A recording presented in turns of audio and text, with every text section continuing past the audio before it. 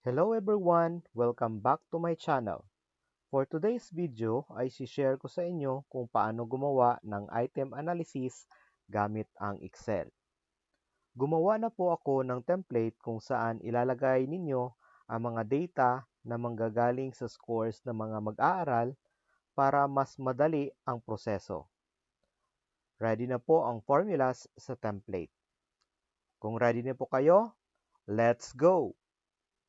I-fill in lamang ang grade and section, quarter, subject area, at number of examinees. Usually po, ang ating examination ay mayroon tayong 50 items. At ito ay nakalagay sa item placement.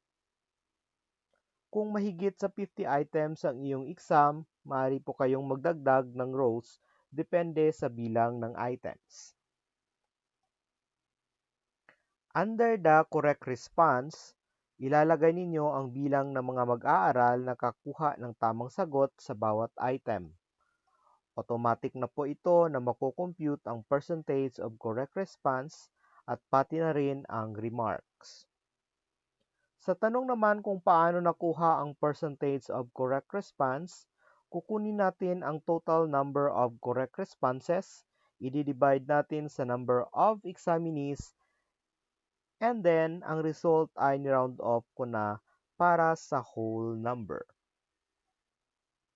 At ang tanong naman po kung saan nakuha ang remarks, ito po ay nakabase sa DepEd Memorandum number 160 series of 2012 na ginagamit bilang guide sa interpretation ng item difficulty. Umaasa po ako na nakatulong ang video na ito sa inyo, lalo na sa paggawa ng mas maayos at data-driven na item analysis.